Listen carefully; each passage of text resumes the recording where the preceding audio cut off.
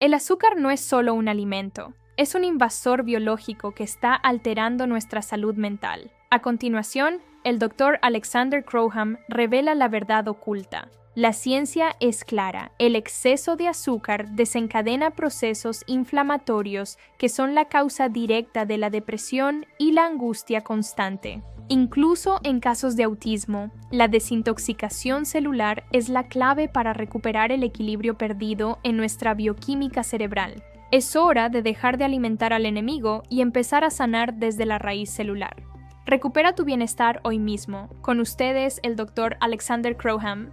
El azúcar sí es adictiva. La industria alimentaria sabe esto muy bien. No te imaginas la cantidad de alimentos que vienen adicionados con azúcar. Alimentos que ni siquiera tú pensarías que son alimentos dulces. Las papas fritas, muchas salsas, muchos condimentos. Sería más fácil tratar de identificar en dónde no hay azúcar que sí la tiene. Doctor Alexander Croghan, médico funcional pionero en el estudio del metabolismo, la obesidad y la diabetes en América Latina. Ha dedicado su carrera a destapar los mitos que enferman al mundo moderno. Es conferencista internacional y una de las voces más respetadas en medicina funcional. La fructosa es el azúcar propiamente de las frutas. Entonces, ¿es malo consumir fruta? El zumo de naranja típico, ¿no? Sí, eso es literalmente una bomba que está fomentando un aumento en la producción de insulina en tu organismo. El consumo exagerado de azúcares sí conlleva rápidamente un proceso a nivel cerebral que se puede traducir no solamente como enfermedades neurodegenerativas, sino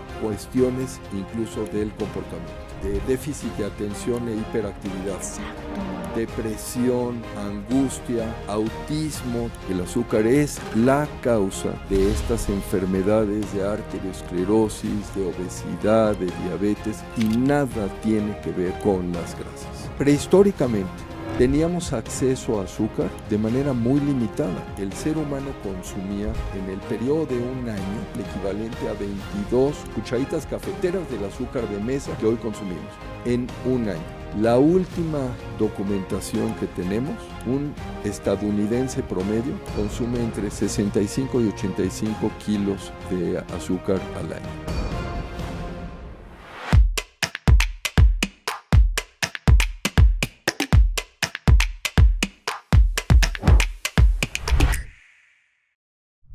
El azúcar está en todas partes, en lo que desayunamos, en lo que bebemos, en lo que le damos a nuestros hijos. Nos lo venden como felicidad, como energía, pero ¿ustedes saben realmente qué está detrás del azúcar?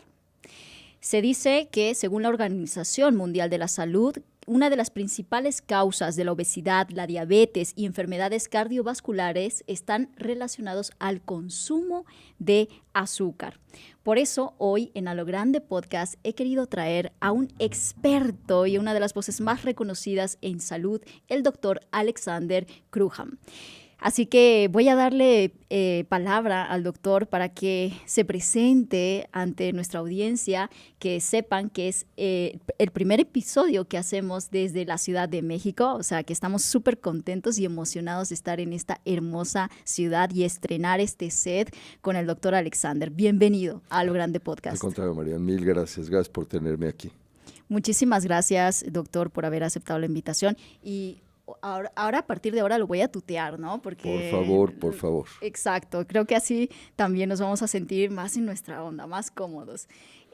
Doctor Alexander, hoy más de 50 millones de personas en el mundo viven con diabetes y la obesidad se ha triplicado en apenas 50 años. O sea, en menos de 50 años se ha triplicado los casos de diabetes y obesidad en el mundo.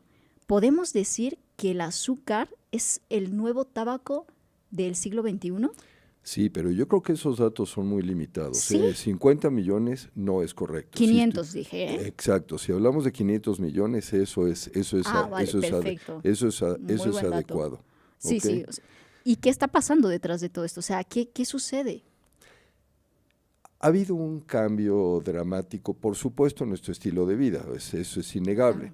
Lo que comemos, el sedentarismo que ahora tenemos, porque nos movemos mucho menos, esa es una realidad. Pero el tema es que ha habido otros factores que han contribuido de manera muy importante a que haya esta explosión. Es muy curioso, pero pensamos que enfermedades como estas, cuando hablamos por ejemplo, de obesidad, hablamos de diabetes, hablamos de cáncer, pensamos que son condiciones que han existido siempre, históricamente. Y la realidad es que si tú te remontas 100 años, porque no es gran cosa, 100 años es un suspiro en términos de evolución, la proporción de individuos que tenían diabetes, que padecían obesidad o hipertensión, por ejemplo, era mucho menos del 5% de la población, hace apenas 100 años. Entonces, ¿qué es lo que ha pasado? ¿De dónde viene esta explosión que hoy estamos enfrentando con estos padecimientos? Sin demeritar además el hecho de que estos problemas no solamente se van a manifestar, por ejemplo, como diabetes, también son la causa de diferentes tipos de cáncer, demencia, entre otros muchos. Y ahí es donde empezamos a cuestionar cuáles son esos factores principales que han contribuido a la aparición de esta epidemia. Wow. En primer lugar, uno de los puntos clave, más allá del estilo de vida, aparentemente es la toxicidad. ¿Ok? Vivimos en un entorno mucho más tóxico de lo que antes teníamos. No podrías, si tú empiezas a hacer números, empiezas a analizar esto con estadísticas, no hay duda de todas estas situaciones que han condicionado el aumento en el abasto de azúcar en todos los alimentos y lo que ha pasado, y hablaremos de eso en un momento, pero independientemente de ello, el tema de toxicidad ha crecido de manera muy importante y hay mucha evidencia que sugiere que esta es una de las razones por las cuales hoy tenemos los problemas de obesidad y diabetes que enfrentamos. ¿A qué tipo de tóxicos se está refiriendo? Cuando hablamos de tóxicos estamos hablando de varias cosas. En primer lugar estamos hablando de metales pesados, que esto es una categoría que incluye sobre todo el plomo, el mercurio, el arsénico, el cadmio. También hay otra categoría que hablamos de pesticidas, fertilizantes, insecticidas, y un gran grupo que le denominamos ftalatos y parabenos, que incluye, por ejemplo, plásticos, plastificadores, pegamentos, retardantes, cosméticos, por ejemplo. Claro. Hay una estadística muy interesante que dice que al momento en que una mujer promedio sale de su casa en la mañana, ya estuvo en contacto por lo menos con 126 productos tóxicos. Entonces, estos elementos rodeados de tóxicos. Sí, estos elementos han contribuido de manera muy importante a generar daño en las células que fabrican la insulina y por el otro lado a producir lo que llamamos resistencia a la insulina. Entonces, es una conjunción de elementos. Por un lado, estos cambios en hábitos de vida, que hay mucho que podemos hablar sobre ello, pero por el otro lado este tema de toxicidad que ha sido fundamental, es una combinación de elementos. Y a todo esto, bueno, porque durante mucho tiempo siempre se le ha acusado a la grasa, ¿no? En su momento, que la grasa era lo más dañino y lo que provocaba problemas cardiovasculares, y no al azúcar en sí, y bueno, y a todo este entorno tóxico en el que vivimos. Y sin embargo las enfermedades siguen en aumento. O sea, ¿tú crees que de alguna manera fuimos engañados por la industria? No lo creo, es absoluto. ¿Tú sabes de dónde viene esta situación de la grasa? No. A ver, terminando la Segunda Guerra Mundial, Europa está devastada. Hay hambre, no hay, acceso a alimentos. Y curiosamente, una de las cosas que se observa como consecuencia de esa tragedia es que disminuye de manera muy importante la frecuencia de enfermedades cardiovasculares, particularmente infartos cardíacos. Sí. En Estados Unidos, que había vivido la guerra de una manera completamente diferente, porque la guerra no se libró en sus fronteras. Estados Unidos, la vida continuó igual. Y entonces empezó a haber una explosión de enfermedades cardiovasculares, arteriosclerosis, infartos cardíacos. Un investigador conocidísimo en aquel entonces, él empezó como biólogo, no era médico, luego se dedicó al tema de fisiología médica, Ansel Keys, hizo el estudio que se llama el estudio de los 7 países. Originalmente no eran 7 países, eran 13 países. México era uno de ellos, curiosamente, pero luego se limita. Y lo que él trata de demostrar es que esta situación de aumento de arteriosclerosis depende del consumo de grasa. Y esto es lo que en gran medida dio pie precisamente a que se desarrollara esta conciencia, esta percepción social de que lo que teníamos era tenemos que modificar completamente nuestro consumo alimentario, disminuir la cantidad de grasas. De hecho, él y su esposa en conjunto son los que desarrollaron la dieta mediterránea y dieron pie a todo esto. El estudio, sin embargo, fue muy criticado. Okay. Porque fue sesgado, realmente hubo mucha información que manejó de manera inadecuada y años después se empieza a ver que hay una participación muy importante de la industria del azúcar tratando de ocultar la realidad, y la realidad era que el azúcar era auténticamente el responsable de esa situación y no propiamente la grasa. Esto, había un consejo del azúcar, del cual participaban empresas muy grandes, muchas empresas productoras de alimentos y de bebidas, o sea, de bebidas muy conocidas. Ya. Los que traen mucha felicidad, ¿no? Déjame decirlo de esta manera nada más, sí. ¿okay? Que eran los que aportaban grandes cantidades de dinero precisamente para que no se difundiera la información sobre el papel del azúcar en esta situación médica, ¿ok? Incluso en 2016 esto se desenmascaró en una publicación que salió en el New York Times y donde se vio que la industria de los alimentos y de las bebidas había literalmente pagado a 3 investigadores en los Estados Unidos para que hicieran una publicación en una revista muy prestigiada que es el New England Journal of Medicine, para que hablaran sobre el papel de las grasas como causa de arteriosclerosis, pero disminuyeran, quitaran totalmente del escenario cualquier responsabilidad que pudiera estar vinculada con el azúcar. Wow. Todo esto fue una manipulación. El punto, sin embargo, esto fue a principios de los 60s, el punto, sin embargo, es que esto causó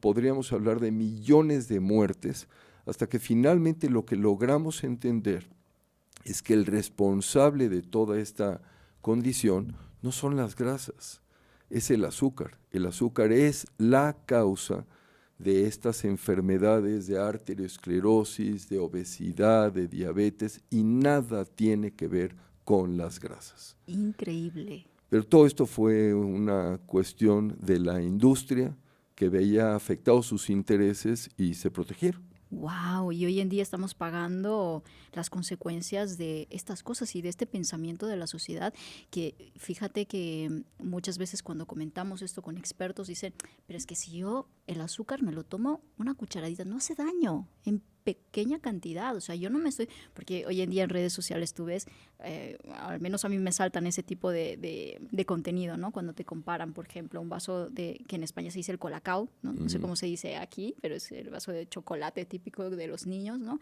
Y al lado ponen la cantidad de azúcar que tiene y dice, pero es que, y la gente comenta, pero es que yo no me tomo esa cantidad, ¿no? De lo que contiene la lata, yo me tomo un poquito y un poquito no hace daño. ¿Qué tan peligroso es pensar de esa manera? Vamos a irnos vamos a irnos un poco más atrás y empezar a entender un poco de dónde viene realmente todo esto. Muy bien. Estamos hablando de diferentes tipos de azúcar. O sea, pensamos en el azúcar como el azúcar de mesa común y corriente, la sucrosa que se llama. La sucrosa es una molécula que tiene 2 elementos. Okay. Una glucosa y una fructosa, ¿de acuerdo? La fructosa es el azúcar propiamente de las fibras, de las frutas. Y mucha gente va a empezar a cuestionar y va a decir, ¿entonces es malo consumir fruta? No, de ninguna manera. ¿Por qué?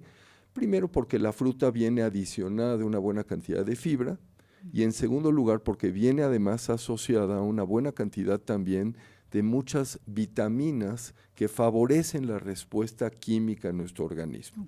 ¿Ok? Si tú te tomas esa fruta en un jugo, por ejemplo, la licúas, pierde esos beneficios. Entonces estás triturando la fibra a tal grado que ya se absorbe rápidamente a nivel intestinal, además de que es una cantidad mucho mayor, lo que estás consumiendo en uno de estos vasos, por ejemplo. El zumo de naranja típico, ¿no? Sí, eso es literalmente una bomba que está fomentando un aumento en la producción de insulina en tu organismo.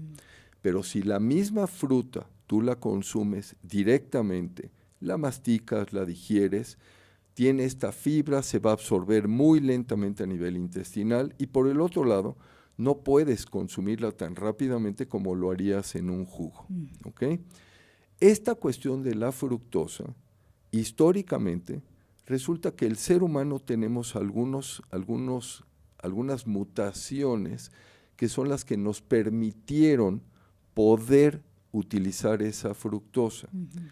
La fructosa no es casual, es un elemento que utiliza nuestro organismo para crear reservas de grasa. Hace aproximadamente, y estos son los estudios que tenemos ya de genética, esto se puede saber a través de pruebas, es fascinante, pero hoy en día a través de fósiles puedes hacer lo que se llama resurrección de genes. Y entonces puedes irte históricamente para ver en qué momento de la etapa del proceso evolutivo es cuando algún organismo, alguna especie, desarrolló algunas mutaciones. Increíble. Los seres humanos como especie tenemos dos mutaciones fundamentales que tienen mucho que ver con toda esta epidemia de diabetes y de obesidad. La primera de ellas, la información que tenemos, se remonta a 60 millones de años. En ese entonces, como un mecanismo de supervivencia, resulta que perdimos la capacidad de producir vitamina C. El ser humano no puede producir vitamina C. Tenemos que depender de ella por factores externos. ¿Por qué esto es tan importante y por qué ocurrió hace 60 millones de años? Ocurrió precisamente vinculado al tema del gran meteorito, que es el que participó en la extinción de los dinosaurios. Las condiciones climáticas cambiaron a tal grado que hubo un desabasto importante de alimentos y cada especie fue desarrollando sus propios mecanismos de supervivencia. Nuestra especie, el mecanismo que desarrolló fue dejar de producir vitamina C. ¿Por qué esto es tan importante? Porque al no tener vitamina C, esto generaba un daño, una reacción química a nivel celular que impedía que pudiéramos consumir la energía y eso participó en el proceso de empezar a guardar energía. La segunda mutación importante ocurre aproximadamente hace 12 a 15 millones de años y tiene que ver también con cambios climáticos, cuando empezó a haber un enfriamiento de la Tierra y perdimos la capacidad de procesar el ácido úrico. Perdimos una enzima que se llama uricasa. Estas dos condiciones en general lo que hacen es favorecen que depositemos grasa en nuestro organismo. No somos la única especie que tiene esto. Y te doy un par de ejemplos que son muy interesantes. Compartimos esta mutación del ácido úrico, por ejemplo, con especies que hibernan. Piénsalo por un momento. Un oso, que es el ejemplo característico, no es el único animal que hiberna, pero piénsalo por un momento. Durante 3 meses va a dormir. Durante 3 meses, piénsalo, no va a consumir agua. Puedes comprender que no coma alimento, pero que no consuma agua, porque esa misma grasa se degrada y produce agua. Las otras especies con las que compartimos esta mutación son, por ejemplo, aves migratorias. Estas aves van a viajar miles de kilómetros sin detenerse, sin tener un consumo de alimentos y tienen que tener esas reservas de grasa de manera muy importante. Entonces, ¿por qué es tan importante esta situación? Porque el elemento, digamos, responsable de este cambio químico en nuestro organismo es la fructosa, es este azúcar. Ese cambio químico es el que hizo que pudiéramos tener este acúmulo de fructosa, que tengamos esta mutación y gracias a eso fabricamos estos depósitos de grasa. Entonces, una cosa va llevando a la otra. Ahora, detente un momento, y en 1982 es cuando la industria refresquera hace un cambio en los Estados Unidos y posteriormente en el resto del mundo para reducir sus costos. Y en lugar de utilizar azúcar en la elaboración de sus bebidas, lo que hace es le pone fructosa, el jarabe de maíz de alta fructosa, ¿ok? Y esto es parte de esa contribución a que hubiera ya a partir de entonces un crecimiento desproporcionado de condiciones como diabetes y obesidad. Entonces combina esto con el tema de toxicidad y tenemos, pues como dirían, la tormenta perfecta, precisamente para que tengamos toda esta situación que hoy estamos enfrentando y que ningún gobierno puede alcanzar a controlar. Cuando comemos azúcar, ¿qué es lo que realmente pasa en nuestro cuerpo a nivel químico y hormonal? A ver, el azúcar no la satanicemos, por supuesto que la necesitas. Claro. A ver, es la materia prima a partir de la cual tu cuerpo va a generar energía. O sea, todo lo que comes, lo que consumimos, no importa si es un pedazo de fruta, una golosina, un pedazo de carne, un queso, todo se va a transformar en glucosa. Y esa glucosa, a través de 4 procesos químicos específicos, va a elaborar la energía que nuestro organismo requiere para desempeñar sus funciones. Entonces, es importante, claro que lo es, pero entendamos que no necesariamente tiene que venir de elementos dulces. O sea, por eso hago mención, incluso la proteína o las grasas se van a transformar propiamente en glucosa. Muy bien, eso es un buen dato, ¿eh? Eso no lo sabía. Es importantísimo porque tenemos este concepto de que solamente tenemos que recurrir a carbohidratos, a azúcares refinados, y esto es un error. Y de hecho, lo que más daña a nuestro organismo son esos azúcares refinados. O sea, lo que tú quieres es alimentos que contengan ese azúcar, pero vinculado, como ya decía yo antes, a fibra y a otros nutrientes que van a hacer que su absorción a nivel intestinal sea mucho más progresiva y no van a producir esos picos de insulina. ¿A qué te refieres precisamente para las personas que no logran entender qué es la insulina y la resistencia a la insulina concretamente? La insulina es la hormona que nuestro organismo fabrica para captar esa glucosa y poderla introducir a las células. Pero la insulina tiene otros efectos. Muchos. De hecho, podemos dividir los efectos de la insulina en 2 áreas. Uno, los efectos metabólicos, y el otro, los efectos sobre crecimiento celular. ¿Por qué esto es tan importante? Los efectos metabólicos son 2 funciones fundamentalmente. Captar esa glucosa, introducirla a la célula para que ahí sea utilizada como fuente de energía. La insulina activa los receptores celulares para que puedan introducir la glucosa. La otra función metabólica muy importante es la insulina produce depósitos de grasa. ¿Por qué es importante esto? Porque durante el periodo de ayuno, cuando dormimos y no consumimos alimento, nuestro organismo tiene que seguir funcionando, no se va a detener. Tiene que tener una fuente de energía para poder desarrollar sus funciones. Esa fuente de energía proviene de esos depósitos de grasa. Muy bien. La otra acción de la insulina, crecimiento celular o proliferación celular, la insulina es un factor de crecimiento y hay 2 tipos de receptores en las células para la insulina. Uno de estos receptores activa las funciones metabólicas. El otro receptor activa las funciones de crecimiento celular. Cuando hay resistencia a la insulina, significa que esa molécula, este elemento, la insulina, no está funcionando correctamente.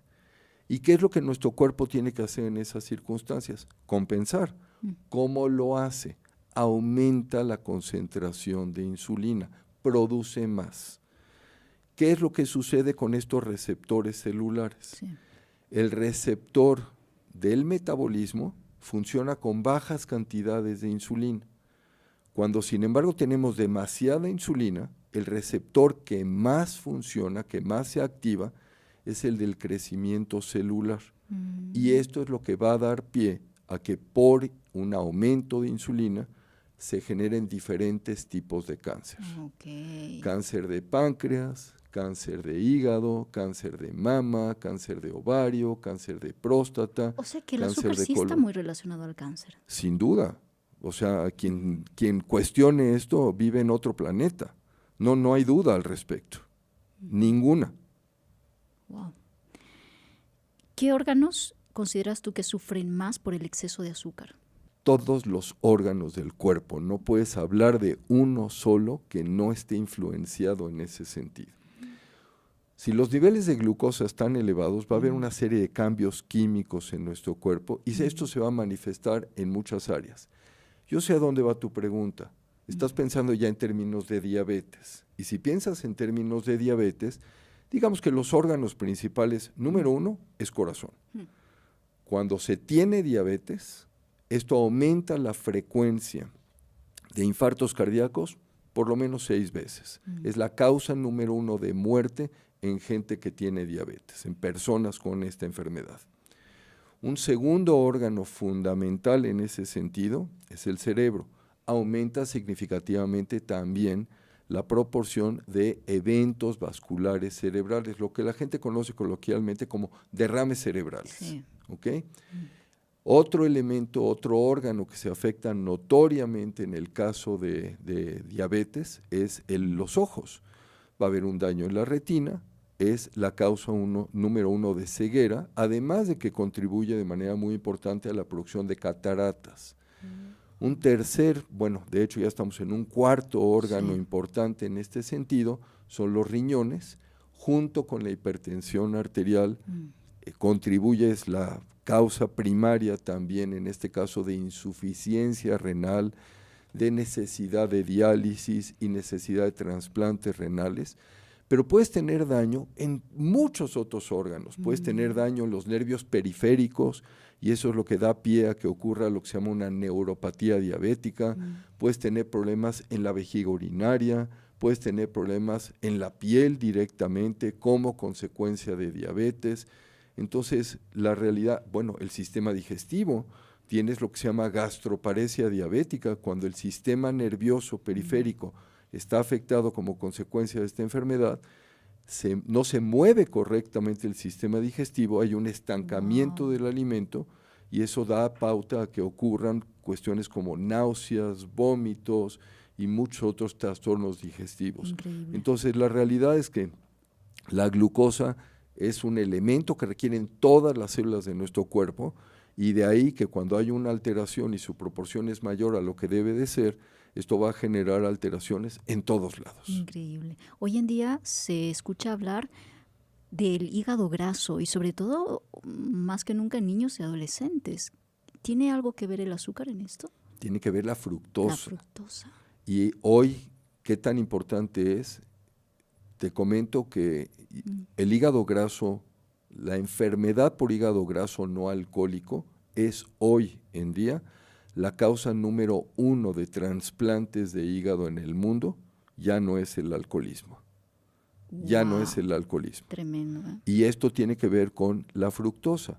Cuando tú tienes esta alteración química, déjame irme un poco más atrás, porque estamos hablando de quien ya tiene diabetes. ¿Qué te parece si empezamos hablando por síndrome metabólico? Okay. Y síndrome metabólico es un conjunto de elementos que representan que tienes una alteración en la forma en la que tu cuerpo procesa azúcares y procesa grasas. Hay 5 elementos que caracterizan a este síndrome metabólico y no necesariamente tienes que tener los 5 para que ya se pueda establecer el diagnóstico. Si tú tienes 3 de ellos, es suficiente. un aumento de peso que puede ser desde sobrepeso a obesidad, elevación de la presión arterial, porque la presión arterial también está vinculada directamente en este sentido, elevaciones, por supuesto, de glucosa, y si quieres hablamos un momento dado qué significa una elevación, cuáles son las cifras, cuáles son las que deberías de tener. Perfecto. Un cuarto elemento que es elevaciones de colesterol y o triglicéridos, y por último, elevación del ácido úrico. Estos 5 factores dependen todos ellos de resistencia a la insulina. Y la resistencia a insulina es consecuencia de una alteración en cuanto al metabolismo de fructosa que termina produciendo el ácido úrico. La fructosa químicamente en nuestro cuerpo se convierte en ácido úrico y ese ácido úrico no es solamente responsable de producir gota o piedras en los riñones, es responsable de producir este problema de resistencia a insulina y toda esta cascada de eventos que estoy comentando en este momento. Wow.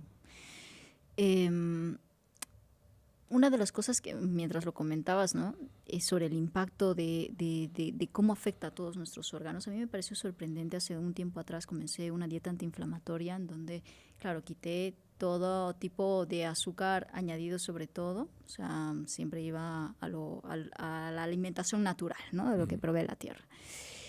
Y debo decirte que la primera semana fue una barbaridad. O sea, me sentía como una persona que había dejado las drogas y no era yo, o sea, literal, no era yo. No me podía levantar de la cama y sentía que estaba, o sea, que en vez de mejorar la energía, sentía que estaba apagada y sentía que estaba mal. Esto me causó muchos cuestionamientos en decir, o sea, realmente, ¿cómo afecta el cuerpo cuando dejas de consumir azúcar? Es decir, mucha gente dice, yo puedo dejar de fumar, pero no puedo dejar mi pan o mi pan dulce, ¿no? O sea, ¿qué hace el azúcar en nuestro cerebro que nos volvemos tan adictos a él? Hay 2 razones por las que tú tuviste esos malestares. Sí. En primer lugar, el azúcar sí es adictiva. Actúa directamente sobre un núcleo en el sistema nervioso central que se llama núcleo accumbens, que es el responsable de las conductas adictivas.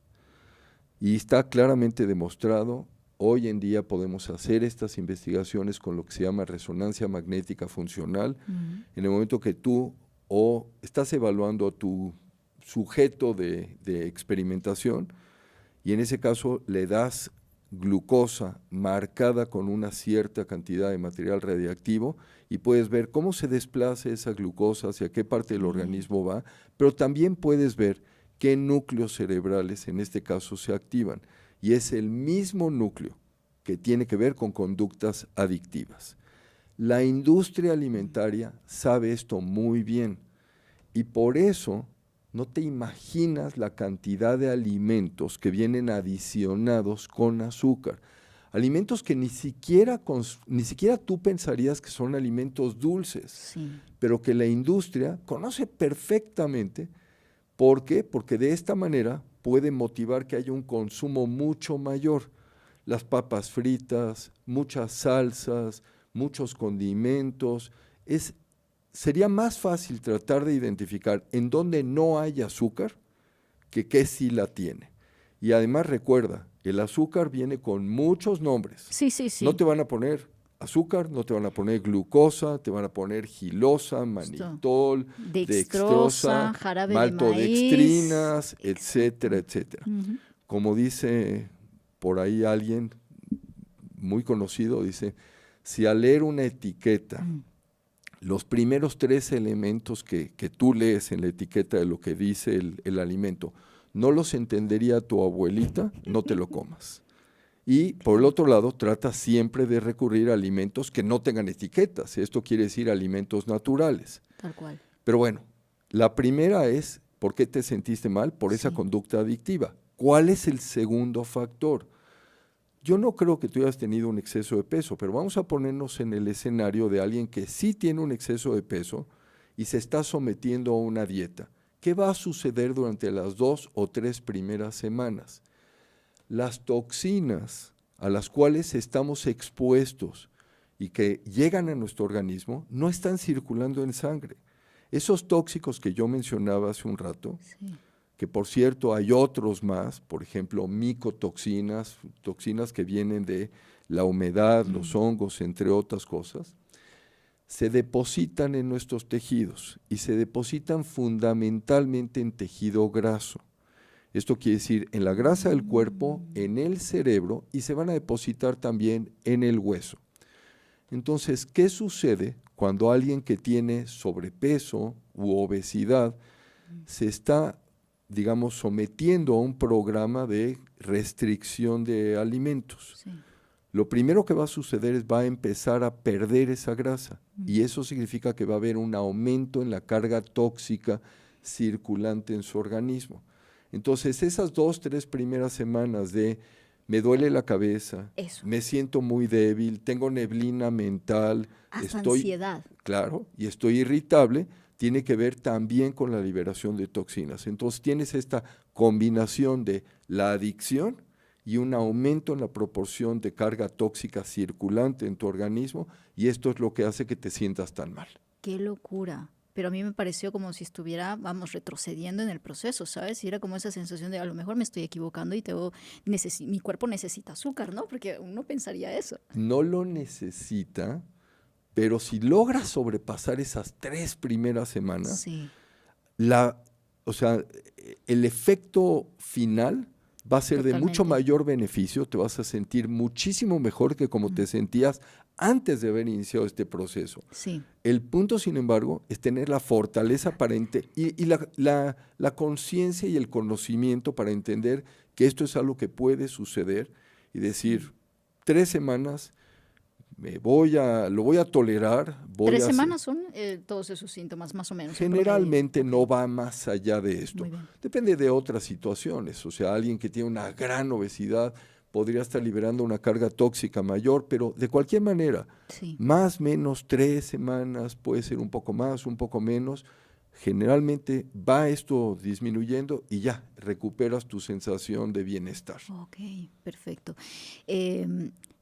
Todos pensamos que el azúcar es como eso, ¿no? El refresco, los postres, ¿no? Eso que decimos, sí, eso tiene azúcar, pero no me lo como.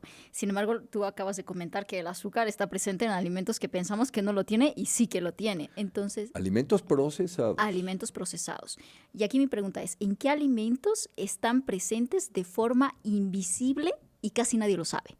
Yo diría que por lo que comenté hace un momento, Sí. todos estos condimentos, salsas, papas fritas, por eso hacía yo mención en un momento dado del tema de las etiquetas. Muy bien. Ujú. Si tú puedes Sí. evitar el consumo de cualquier alimento que tenga etiquetas, ya automáticamente estás haciendo, digamos, algo muy notorio por mejorar tu Ok. salud. Todo lo que sean alimentos procesados. De manera natural, en mayor o menor proporción, todos los alimentos van a tener algo de carbohidratos. Sí, claro. Y también tienes que hacer una distinción entre lo que son carbohidratos simples y carbohidratos complejos. Ok, Por ejemplo, Sí. las verduras son carbohidratos, claro. pero son carbohidratos complejos. Esto quiere decir que vienen conformados junto con la fibra, de ahí que su absorción a nivel intestinal sea mucho más lenta, mucho más Muy progresiva. bien. Que no te generan esos picos de insulina. directo. Absolutamente. Ok, muy bien. Y los carbohidratos simples sí pueden venir en las frutas, pero repito nuevamente, no hay un problema si los consumes cuando vienen de forma natural, Muy bien. entera y no licuados, no en jugos, entre otras cosas. Perfecto. Entonces, hacer una distinción de en qué viene, o sea, tienes que tener conciencia de que tu cuerpo sí necesita esos azúcares, son parte esencial del metabolismo, pero sobre todo tratar de evitar aquello que ya sean productos químicos que van a generar una respuesta mucho mayor a lo que naturalmente debería de haber. Déjame remontarme porque esto es un tema muy interesante. Ok. Piensa nuevamente en términos históricos, en términos antropológicos. Cuando prehistóricamente teníamos acceso a azúcar, era de manera muy limitada. Lo tenías solamente a través de frutas maduras Sí. en cierta temporada del año. Y además, la fruta no estaba ahí esperando a nuestra especie para que fuera y la colectara. Tenías que competir con todos los demás animales para poder llegar al árbol frutal. Sí. Y esos otros animales seguramente eran mucho más fuertes, mucho más ágiles, mucho más rápidos que nosotros. Entonces nos tocaba literalmente, en cierto modo, las sobras. Claro. No nos quedaba la fruta entera. Lo que se calcula que en aquel entonces el ser humano consumía en el periodo de un año era aproximadamente el equivalente a 22 cucharaditas de azúcar, del azúcar de mesa, cucharitas cafeteras del azúcar de mesa que hoy consumimos en un año. De hecho, déjame decirte que parte del tema del alcoholismo tiene que ver también con esto, porque como mecanismo de supervivencia tuvimos que desarrollar otra mutación genética para poder consumir la fruta que ya estaba post-madura, la fruta que ya estaba pasada y que estaba fermentada. Entonces, esto es algo que nuestra especie tuvo que aprender a hacer para tolerar el alcohol. La mayor parte de las especies animales no tienen esta mutación y, por supuesto, no les va bien el consumir alcohol. Claro, los destroza. Ahora, vámonos a 1800. Se calcula que más o menos en los 1800, principios de los 1800, consumíamos alrededor, como per cápita, o sea, por individuo, alrededor de 5 kilogramos de azúcar al año. La última documentación que tenemos, más o menos hace cosa de 10 años aproximadamente, un estadounidense promedio consume entre 65 y 85 kilos de azúcar al año. ¿Qué me estás diciendo? Simplemente las bebidas azucaradas, las bebidas comerciales que todos conocemos, una sola bebida de esas contiene alrededor de 17 cucharaditas de azúcar. Entonces, 2 de estas equivalen a más de lo que un hombre prehistórico consumía en el lapso de un año. Normal que tengamos todas estas enfermedades, o sea, es que... A ver, normal es una palabra inapropiada. Sí, Yo le pondría esperado, que no nos asombre, anticipado. claro, sí, creo que va por ahí, ¿no? O sea, que no nos asombre que hoy en día tengamos tantas enfermedades, porque es que es exagerado. El consumo de azúcar es exagerado. Totalmente, y si habláramos no nada más de las enfermedades y cómo esto va a afectar tu expectativa de vida, hablemos también de la calidad de vida. Claro, hombre. ¿Qué pasa como parte de toda esta situación? Sí. No son temas menores. No, para nada. ¿Qué cantidad de azúcar consideras que debería ser el adecuado hoy en día? O sea, ¿cómo uno mide qué cantidad de azúcar debería consumir al día? Me ves sonreír porque yo diría, a ver, yo creo que, primero que nada, y hay quien ciertamente en tu auditorio va a decir, oye, yo tengo que vivir. Claro. Y tengo que disfrutar. Y yo como lo plantearía, y así lo hago yo en mi consulta con mis pacientes, es elige tus batallas y por el otro lado, cuando realmente valga la pena. ¿Cuál es el problema? El problema es que ya no es cuando vale la pena. Claro. Te voy a dar un ejemplo a qué me refiero con esto de cuando vale la pena. Lo que hacemos hoy en día es consumimos esto de manera cotidiana, de manera continua, sin cuestionamiento. Y eso es lo que yo lo veo como un error. Claro. ¿A qué me refiero con cuando vale la pena? Vamos a pensar que estás viajando. Parte de la experiencia es la experiencia gastronómica. Tal cual. Y no te vas a privar de comer ciertas cosas porque además te va a dar otras cosas. Sí. El tener la oportunidad de conocer otra cultura, que lo haces también a través de los alimentos, es fundamental, es muy importante. Y te da la oportunidad también, en cierto modo, de convivir. Voy a eso en un momento. Por el otro lado, eso es muy distinto a diariamente, sin pensar, en forma automática, consumir estos alimentos que están dañando mi organismo. Eso es lo que no queremos. Sí. Si tienes conciencia, es decir, a ver, me detengo, ¿esto vale la pena? ¿No vale la pena? ¿Lo puedo esperar? ¿Lo puedo retrasar? ¿Lo puedo diferir un rato o unos días? Y entonces cada X días puedes decir pequeñas cantidades, pequeñas proporciones, y sin satanizar esto, porque lo peor que puedes hacer es incurrir en sentimientos de culpa. Totalmente. Y además entendamos un ejemplo de esto. Vamos a pensar que estuviéramos hablando de una tableta de chocolate. El chocolate tiene muchas virtudes. Entre otras cosas, sobre todo cuando es de menos cantidad de azúcar, más oscuro, es un gran antioxidante. Entonces, le estás beneficiando a tu organismo consumiendo ese producto, pero, insisto nuevamente, modéralo y manéjalo de manera, digamos, de manera equilibrada. Para la medicina funcional, los alimentos son 4 cosas, y creo que esto es fundamental que lo entendamos. Por supuesto, y eso es fácil comprenderlo, son energía. A través de los alimentos, nuestro cuerpo requiere lo que necesita para llevar a cabo todas sus funciones. El segundo elemento es comunicación. ¿Y a qué me refiero con comunicación? Piénsalo por un momento. Todos los eventos que desarrollamos durante nuestras vidas sociales, ya sean situaciones agradables o situaciones tristes, las hacemos alrededor de una mesa conviviendo con alimentos. Esto es muy importante. No vas a dejar de consumir porque entonces esto está afectando, entre otras cosas, tu comunicación humana, tu contacto humano. Número 3, los alimentos son información. Y esto nos lleva a 2 conceptos fundamentales, que son nutrigenética y nutrigenómica. Nutrigenética es cómo mi material genético funciona de manera tal que yo respondo de una forma ante tal o cual alimento.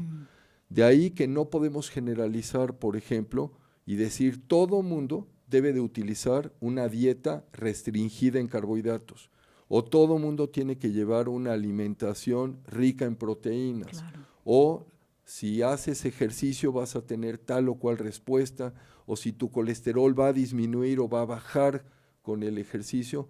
Esto es la genética y cada uno somos distintos. Por el otro lado, la nutrigenómica es cómo lo que consumimos activa o inactiva genes. Esto es fundamental porque muchas personas tienen la idea de que si tienen antecedentes familiares, por ejemplo, de diabetes o de obesidad, eso ya es propiamente una sentencia que va a ser ineludible, que a lo largo de su vida puedan desarrollar o vayan a desarrollar este tipo de padecimientos. Eso no es cierto. Hoy sabemos que podemos modificar el funcionamiento de nuestros genes, los podemos activar o inactivar, y los alimentos una forma fundamental a través de la cual podemos hacer esto. Qué interesante. Y el cuarto elemento, la forma en la que la medicina funcional conceptualiza los alimentos, es medicina.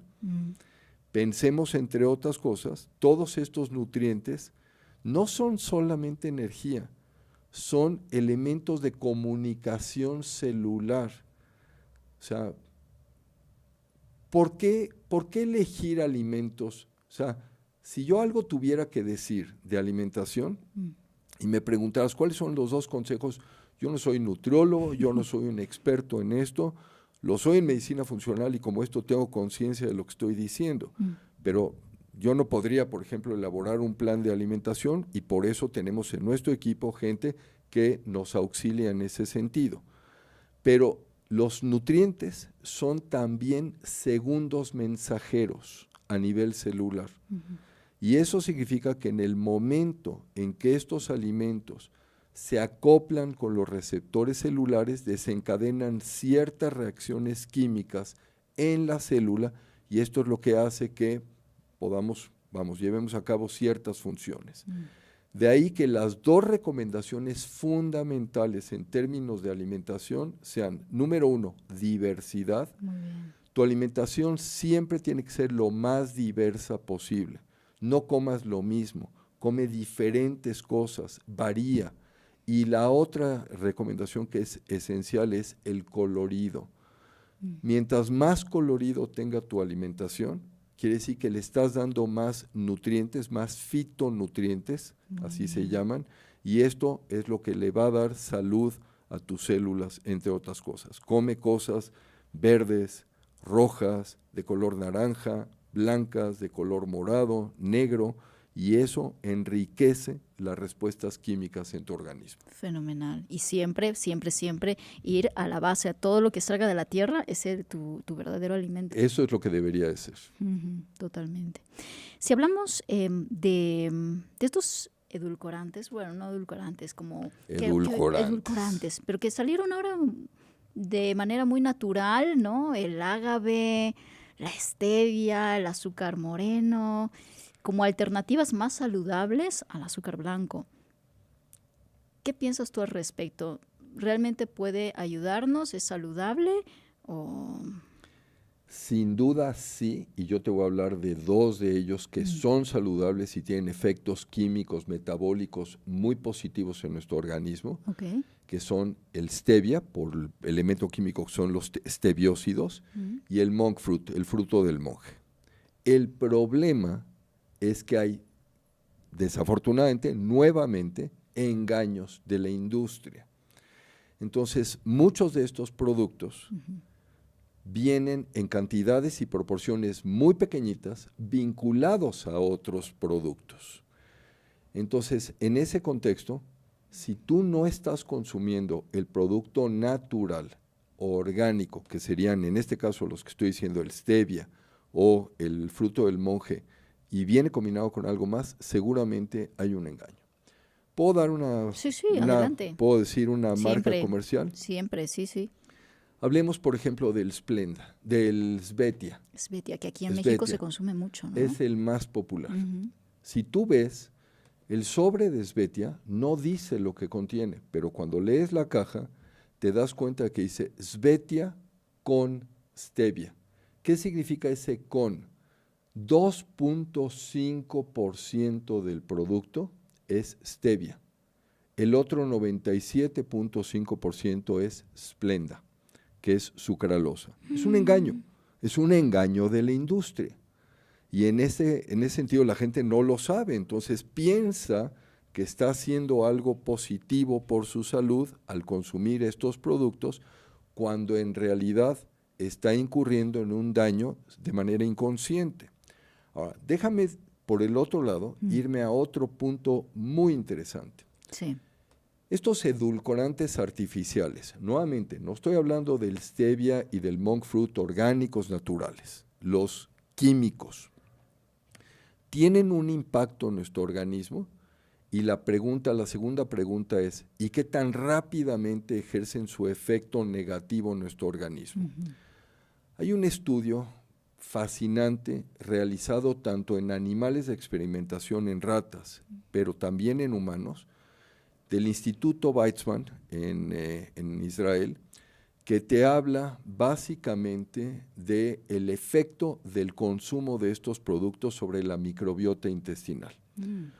Una semana de utilizar estos edulcorantes artificiales tiene un impacto notorio, dramático, fundamental en transformar nuestra microbiota intestinal, y no para bien. Y de ahí, o sea, esto se hizo, insisto nuevamente, con ratas y también con humanos. O sea, ¿qué es lo que tú puedes en un momento dado? O sea, ¿qué problemas va a generar esto? Este estudio fue más allá, porque con el empleo de antibióticos eliminaron toda la microbiota intestinal, o sea, en el intestino. Y, por ejemplo, en ratas, tomaron después flora intestinal, o sea, materia fecal de individuos, hombres, humanos, que eran normales y que no habían estado sujetos a este tratamiento con estos edulcorantes artificiales, e hicieron estos trasplantes de materia fecal en las ratas.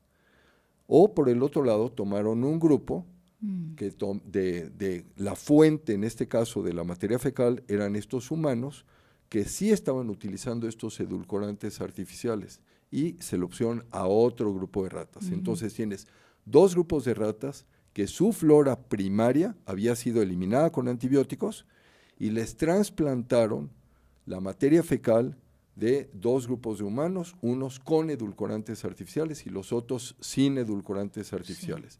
Y los evaluaron estas ratas y vieron qué comportamiento y qué efectos tenía esto en su organismo. Sin duda hay impacto negativo en términos de salud que se puede manifestar de muchas formas cuando utilizas los edulcorantes artificiales.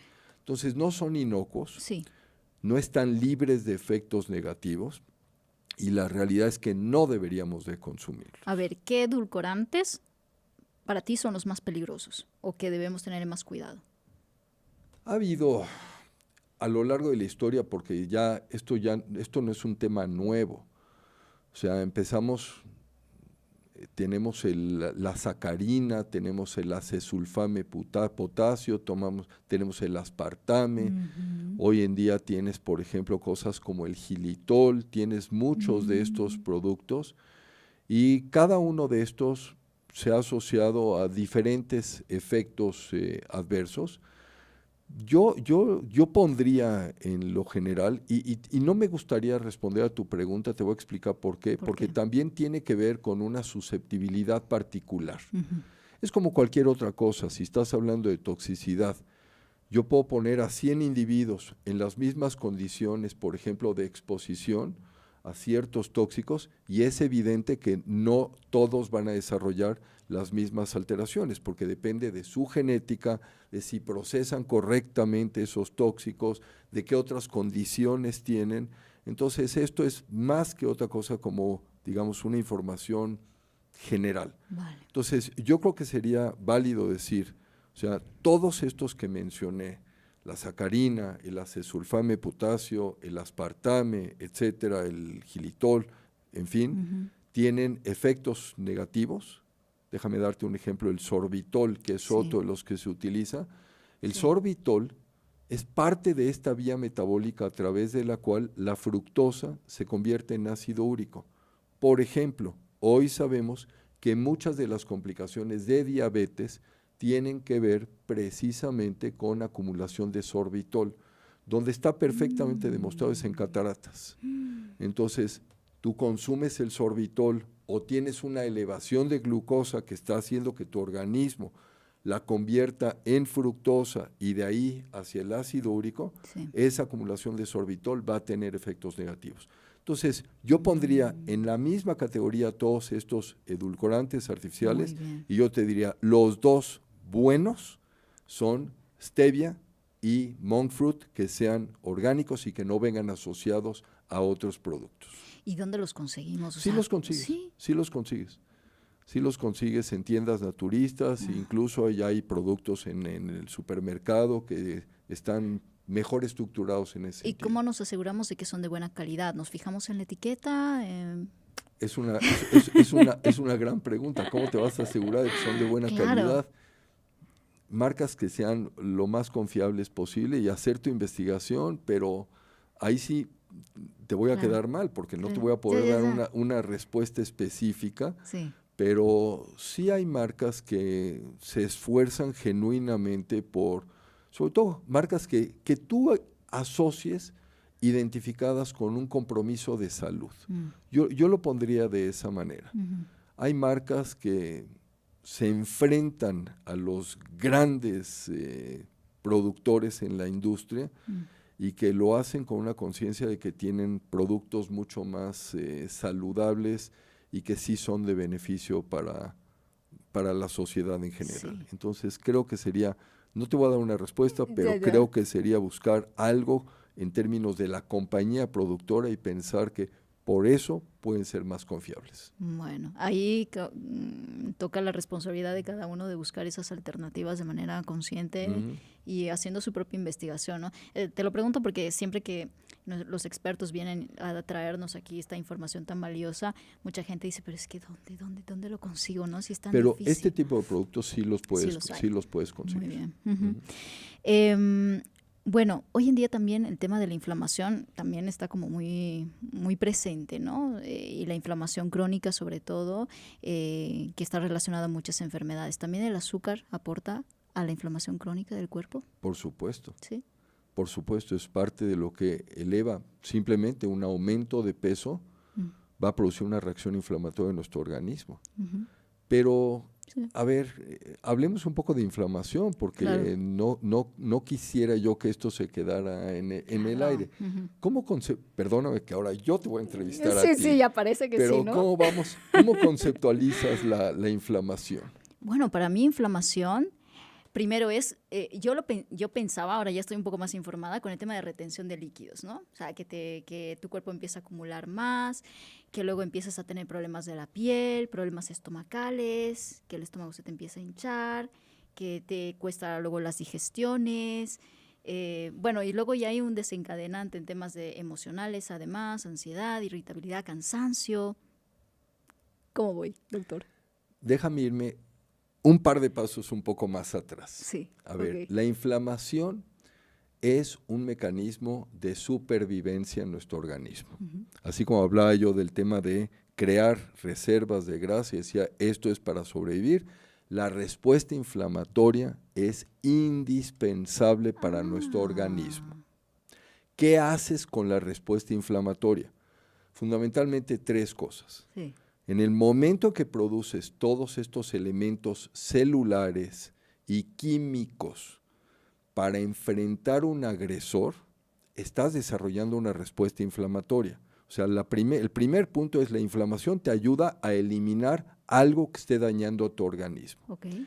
En segundo lugar, elimina restos celulares. Todo aquello que haya quedado dañado como consecuencia de esa agresión, la respuesta inflamatoria te va a ayudar a limpiarlo de tu cuerpo. Okay. Y número 3, repara los tejidos. Esa es la respuesta inflamatoria.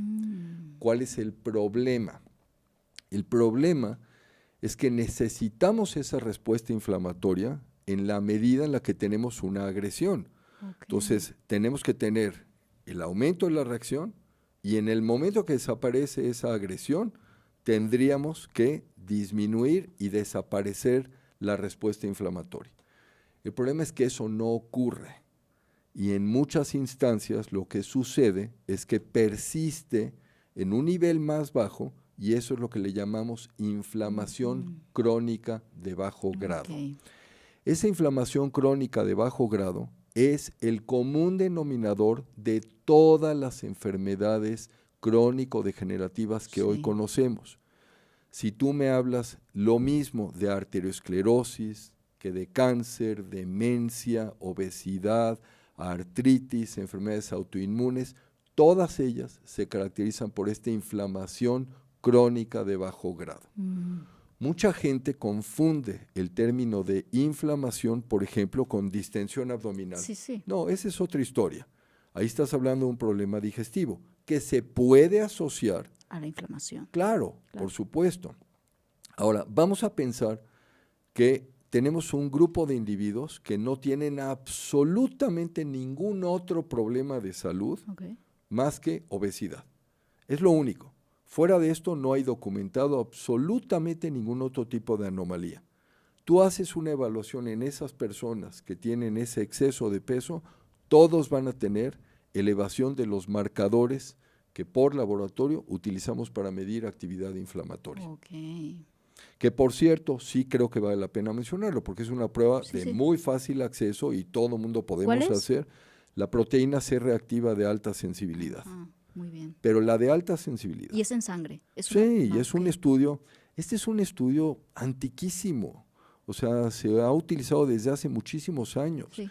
De hecho, entró en desuso durante muchos años, dejó de pedirse conforme, digamos, las técnicas de laboratorio mejoraron y tuvimos acceso a más pruebas más sofisticadas, pero ha retomado su papel porque es un elemento que de manera muy sencilla te permite saber tienes o no tienes actividad inflamatoria en tu organismo. Ok, muy bien. Bueno, ahora que me comentabas, Alexander, acerca de esta prueba para medir nuestro nivel de inflamación, quería preguntarte acerca de la glucosa.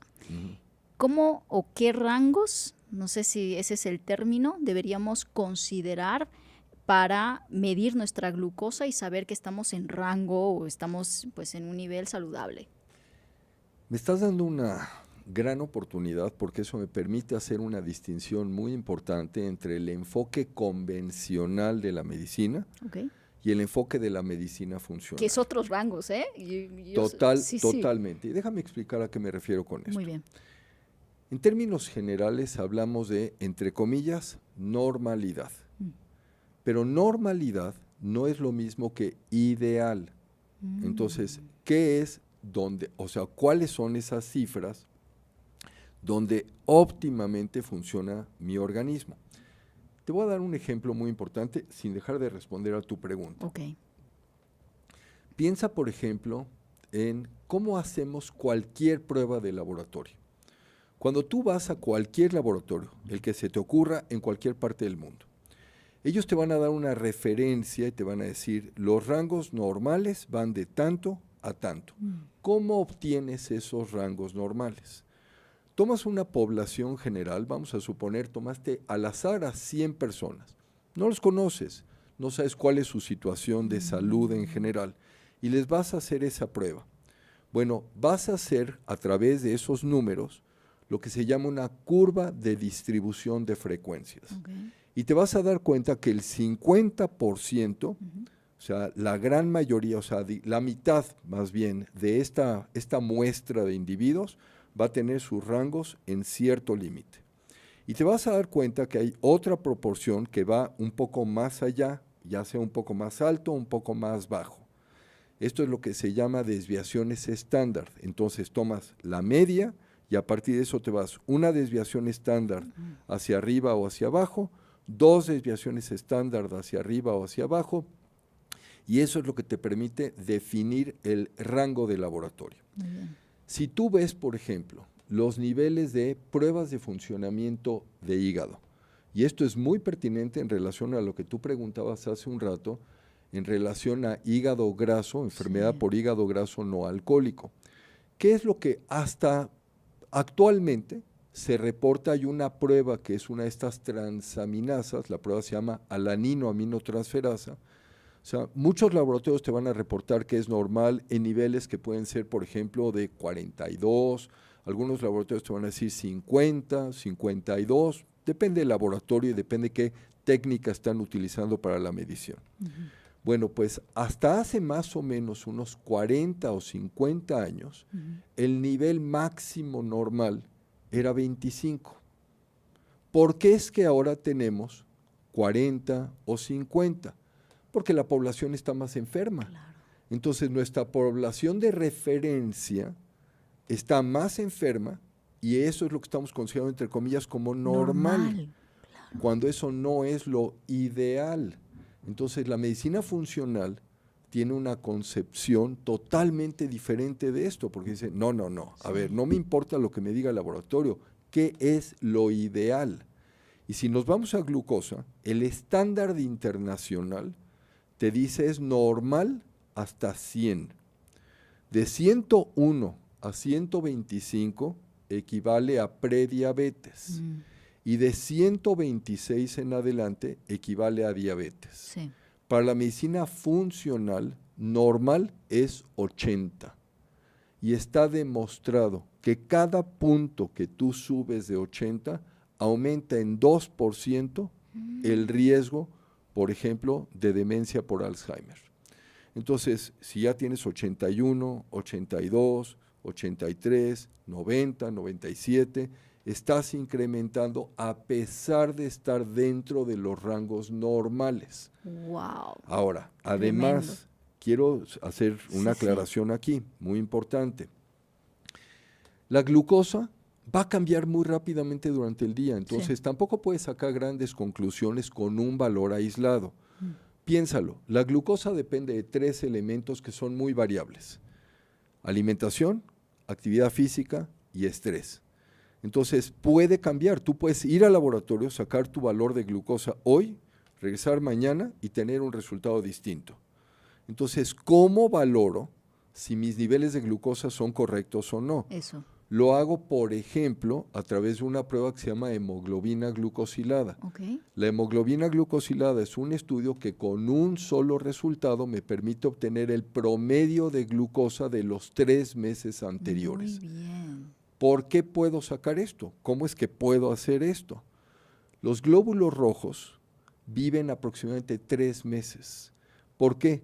La función de los glóbulos rojos es transportar sangre a los oxígeno, a los tejidos. Sí. Cuando el glóbulo rojo va envejeciendo, va perdiendo la flexibilidad en sus paredes.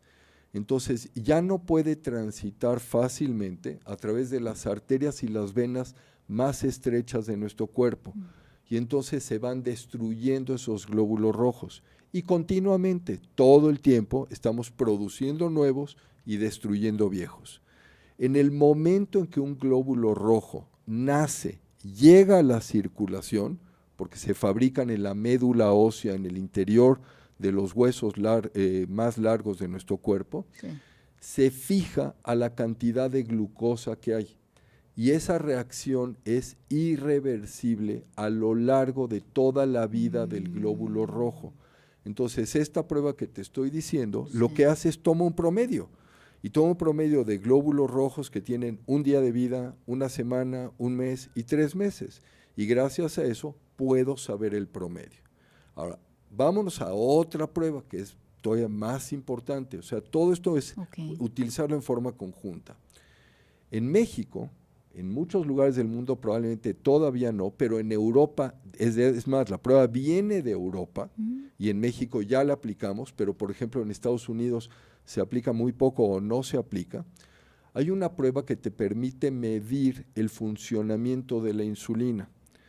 Generalmente esto se hace con un valor calculado, no medido, lo que se llama el OMA, que es un índice de actividad metabólica.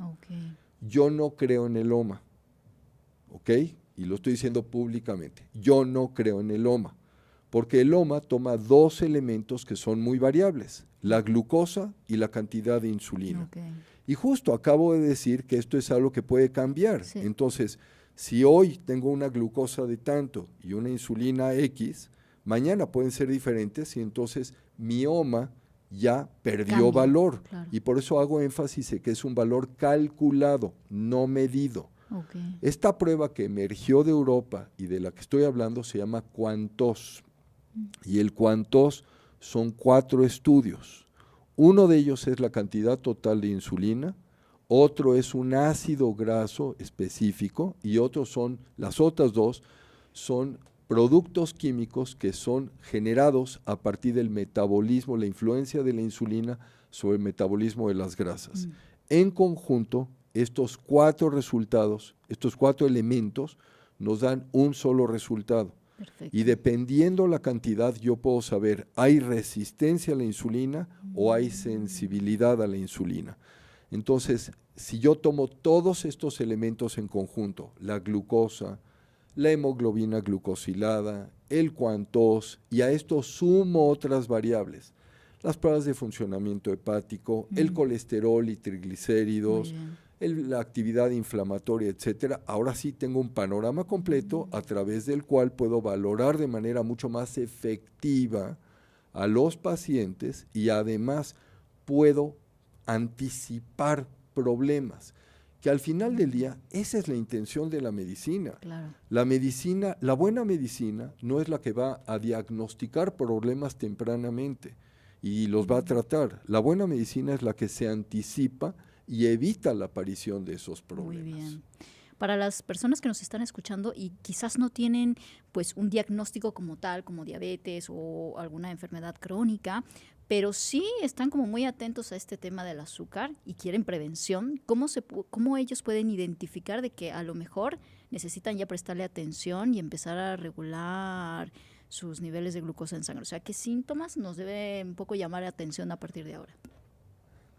Tristemente, no va a haber síntomas. No. O sea, esto va a pasar desapercibido. De hecho, hay una estadística, que esto ha venido cambiando a lo largo de los años, pero en una época se decía que hasta el 50% de las personas que tienen diabetes tipo 2 lo ignoran. O sea, ya tienen diabetes y no lo saben.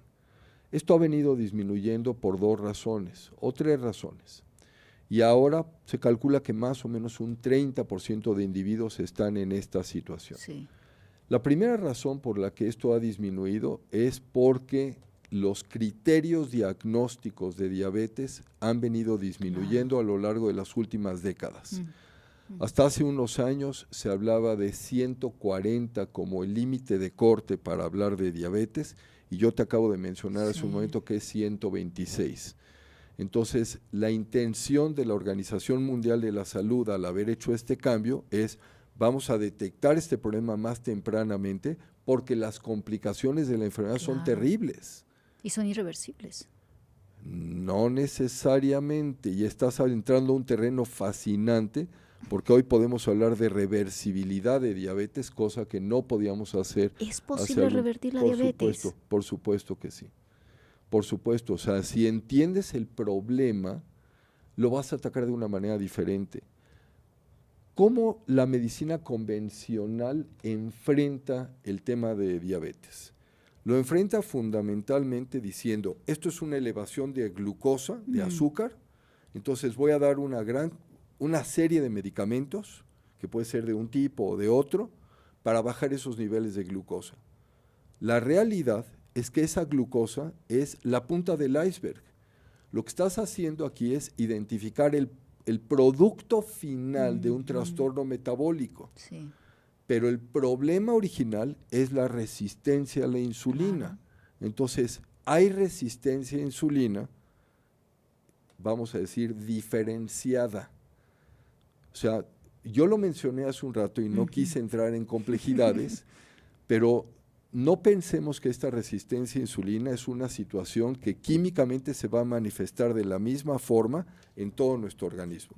Tú puedes tener resistencia a insulina hay 4 órganos fundamentales que participan en todo el metabolismo. 4.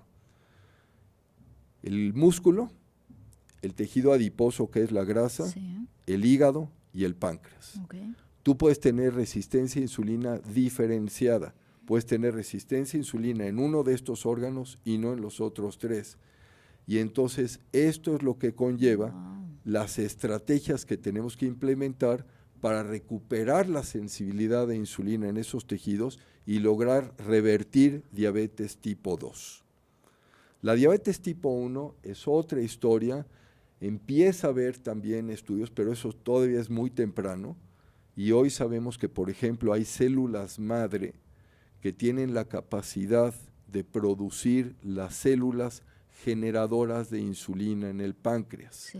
Entonces, es algo que hay una puerta en el futuro que nos está diciendo: sí, si hacemos una serie de cosas, si actuamos de tal o cual forma, podemos lograr esta reversión. Pero no quiero meterme en esto porque todavía es algo que se está investigando, de investigación. Muy bien. Pero respecto a diabetes tipo 2, no, esto es una cosa que tiene una aplicación clínica absoluta. Absoluta. Bueno, hablabas también hace un momento la importancia o la relación que existe entre el azúcar y también el Alzheimer, ¿no? Que hoy en día se conoce como diabetes tipo 3, si no me equivoco. Sí, se le menciona así, aunque también sabemos que hay otros elementos. Entonces, digamos que no quedó muy arraigado el término, pero es uno de los factores fundamentales. Entonces, está claro que efectivamente afecta nuestro funcionamiento cerebral. Sí. ¿Cuál es el impacto de esto en nuestra concentración y en nuestra claridad mental? O sea, ¿se puede ver afectado por el consumo de azúcar? Tan se puede ver afectado que todo esto que te explicaba yo, por ejemplo, de la fructosa, hoy sabemos que tiene que ver no solamente con cuestiones, vamos a llamarles, voy a usar un término aquí muy fuerte, pero terminales como Alzheimer. ¿Ok? Vamos a hablar de otro tipo de conductas, por ejemplo, trastornos de déficit de atención e hiperactividad. Exacto. Depresión, angustia, autismo, todo este tipo de cosas sí están vinculados con alimentación. La glucosa no es el único factor. En el tema de autismo, por ejemplo, muy importante, toda esta actividad inflamatoria y el papel que cumple el gluten en este sentido.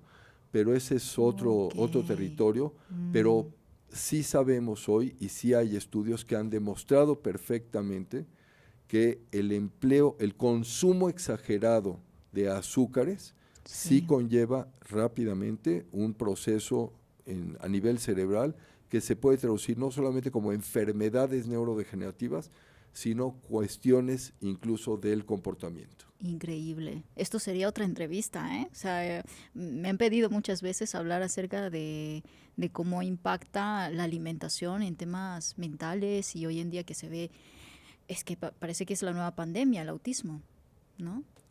Y se ha hablado de tóxicos, y se ha hablado de vacunas, y se ha hablado de muchas cosas, pero el tema de glucosa y alimentación en lo general también es un punto muy importante.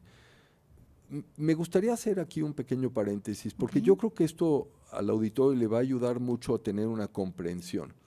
Hablemos de Alzheimer. Y obvio, lo que hoy conocemos sobre Alzheimer es muchísimo más de lo que apenas hace unas cuantas décadas sabíamos, pero bueno, ya no es esa enfermedad misteriosa de la que nada conocemos, aunque es obvio que todavía no tenemos por lo menos elementos terapéuticos, no tenemos un tratamiento efectivo. Si tú analizas la cantidad de fármacos que han sido propuestos en Estados Unidos a la FDA, la Food and Drug Administration, que es la reguladora de la producción y comercialización de fármacos, entre otras cosas, en las últimas 2-3 décadas, más de 200 productos han sido propuestos a la FDA para solicitando autorización para poder ser utilizados en el caso de Alzheimer. De esos más de 200 productos, hay en el mercado 1 o 2 y no tienen efecto terapéutico. Lo que hacen es disminuyen la sintomatología o evitan que la progresión sea más rápida. O sea, frenan un poco su progresión, pero no son curativos. Como no lo son curativos, por ejemplo, los medicamentos que usamos para diabetes, o los medicamentos que usamos para hipertensión, o los medicamentos que usamos para el colesterol, no son curativos, controlan, y eso es algo que tenemos que entender. Y el enfoque de la medicina funcional no es controlar, es curar. Entonces, ¿cómo recuperamos el balance que naturalmente tendría que tener el organismo para que tuviésemos un impacto curativo? Pero bueno, sin perdernos en esto, ¿qué pasa con Alzheimer? Hay un grupo que está en la Universidad del Sur de California, en UCLA, liderado por el doctor Dale Bredesen, que han venido trabajando con Alzheimer hace más de 30 años, y lo que ellos han identificado es que hay 4 razones fundamentales por las que hay esta enfermedad, por las que ocurre esta enfermedad. Esas 4 razones fundamentales tienen que ver con inflamación, glucotoxicidad, o sea, toxicidad por elevación de glucosa. En tercer lugar, deficiencias, que en este caso pueden ser de nutrientes y o de hormonas. Y número 4, tóxicos. Y hablando de estas 4 categorías, ellos han identificado 37 factores de riesgo específicos, que además ellos en sus estudios de investigación no básica, no nada más en animales en el laboratorio, sino investigación clínica con pacientes, con seres humanos, y han demostrado estos 37 elementos que constituyen estos factores de riesgo para Alzheimer.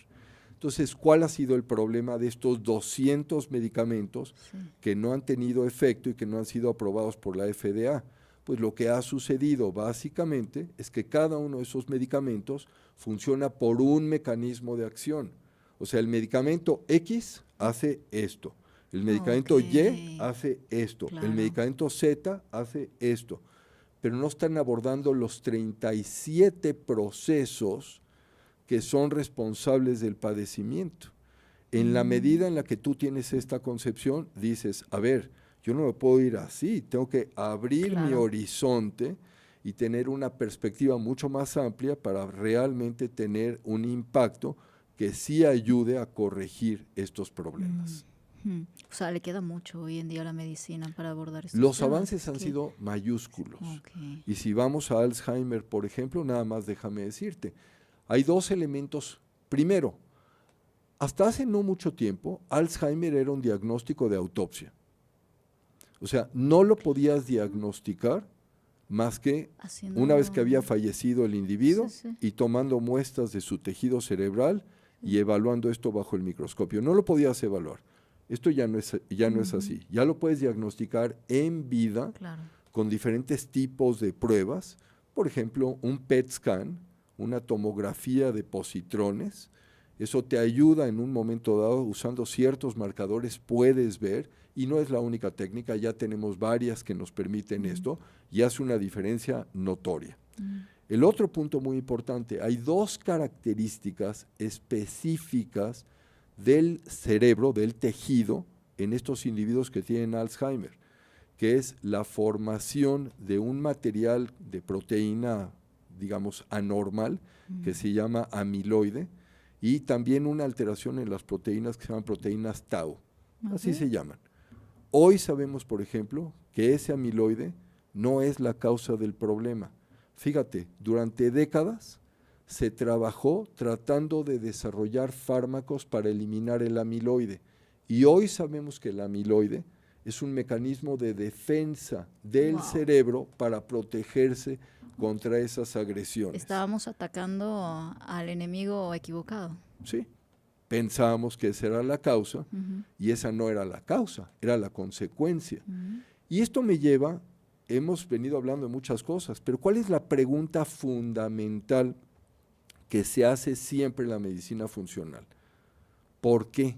Esa es la pregunta básica. ¿Por qué? Y te lo voy a decir de una manera muy simplista. O sea, ¿cómo hacemos diagnósticos en medicina? Haces tu historia, realizas una exploración física y te auxilias de ciertos estudios que pueden ser, por ejemplo, laboratorios, radiografías o lo que tú quieras. Una vez que tienes todos estos elementos, sientes que puedes encajonar esa información, ya le puedes poner una etiqueta, un nombre. Ese es un diagnóstico. La medicina convencional termina con el diagnóstico, porque una vez que tienes el diagnóstico, eliges el medicamento específico para atacar esa situación. ¿Qué es lo que hace la medicina funcional? En el momento que tienes el diagnóstico, ahí inicia el proceso, no termina. ¿Por qué? Porque ahora tu cuestionamiento es, ¿y por qué ocurrió esto? ¿Cuáles son los procesos biológicos que están detrás de todo esto y que hicieron que apareciera esta condición? Y solamente en la medida en la que yo conozco la raíz, entonces puedo pretender resolver los problemas y no nada más controlarlos. Claro que sí. Y no vivir bajo la dependencia de los medicamentos, que eso es lo que hace que hoy en día mucha gente vive a base de medicamentos que no solucionan su problema. No solucionan sus problemas y que potencialmente, depende de qué estamos hablando, pero pueden generar importantes efectos adversos. Claro que sí. Por eso es muy importante este tipo de información y creo que el público lo va a agradecer. Para ir cerrando este episodio, Alexander, que además te llamas como mi hijo, imposible olvidarte. A ver, eres una niña. Tu hijo se llama como yo. Sí. Bueno, mi y yo hijo me se llamo llama como muchos más. Sí, okay. sí, pero seguramente tu hijo es muy pequeñito. No, sí, tiene 1 año, mi pobre. Bueno. Alexander, ¿cuáles son los primeros, podemos decir, beneficios visibles una vez que empezamos a dejar el azúcar malo en nuestro día a día? O sea, ¿qué vemos en nuestro cuerpo? Mira, rápidamente, todo tu proceso de energía, tu vitalidad, tu proceso mental, tu proceso inmune, o sea, te vas a sentir más fuerte, te vas a sentir más ágil, tu proceso mental va a ser mucho más eficiente, va a desaparecer esa neblina, tu capacidad de concentración, tu memoria va a mejorar, seguramente vas a tener también una disminución en la frecuencia de infecciones, no te vas a enfermar tan frecuentemente, y muy probablemente empieces a notar también ahí algunas otras cosas, como por ejemplo desde el punto de vista sexual, tu función sexual puede mejorar, tu función intestinal puede mejorar, en todos los aspectos. O sea, mencionábamos que la glucosa finalmente va a afectar a todo el organismo. Entonces, en la medida en la que tú logras eliminar esto, sin duda va a tener un impacto favorable en todo tu cuerpo. Fenomenal. Si tuvieras que dar como un plan concreto de 3 pasos para empezar a dejar el azúcar, ¿cuáles serían esos pasos? A ver, el primero que yo pondría es decir, haz conciencia de esto, o sea, qué sí y qué no. Okay. ¿De acuerdo? Y analiza lo que estás haciendo. Deja de funcionar como un autómata. Da un paso para atrás y cuestiona en tu día a día cómo estás manejando las cosas, qué es lo que estás haciendo, qué podrías cambiar. Número 2, lo mencioné ya, trata de evitar en la medida de lo posible todos aquellos alimentos que tengan etiquetas. Muy bien. O sea, elige siempre productos naturales, frescos, comida real. Y número 3, o sea, evita, digamos, en la medida de lo posible también todos estos alimentos, digamos, o influencias, déjame decirles, químicas o industrializadas. O sea, decía un autor, y esto es muy importante, valdría la pena ponerlo aquí dentro de estos 3 puntos, si vas a ir al supermercado, trata de limitar tu consumo a la periferia del supermercado. Evita la zona central. Si tú te analizas esto, en la periferia están los productos naturales. Están las verduras, las legumbres, las frutas, están las carnes, los peces, puede estar incluso la panadería, pero es en las hileras centrales donde tienes todos los alimentos procesados. Y ahí es donde vas a encontrar todo lo que tiene etiquetas. Y he recibido este comentario, a ver, ¿y no voy a comer, por ejemplo, arroz o frijol que tiene etiquetas? Sí, a ver, hombre, elige. Pero reduce tu consumo de las áreas centrales del supermercado y trata de privilegiar tu consumo de toda la periferia. Fenomenal. Muy bien, súper práctico. Muchísimas gracias, Alexander, por compartirnos todo tu conocimiento y por entregar tanta información valiosa al público, que estoy segura que lo va a agradecer muchísimo. Y para cerrar, y seguramente la gente va a querer saber más de ti y de tu trabajo, ¿dónde te pueden encontrar? Mira, en redes sociales como Dr. Dr. Krouham, K-R-O-U-H-A-M. Que lo dejaremos también debajo de la descripción para que te puedan seguir. Muy bien. Muchísimas gracias, Alexander. No, al contrario, te agradezco mucho. Y a ti que te has quedado hasta el final, me encantará saber qué te ha parecido este episodio, cuáles son tus aprendizajes, qué nos puedes compartir acerca de tu relación con el azúcar, que yo sé que todos tenemos nuestra historia. Y ya sabes que hagas lo que hagas, siempre hazlo a lo grande. Nos vemos en un próximo episodio. Gracias por acompañarnos. Adiós. Muchísimas gracias. Al contrario.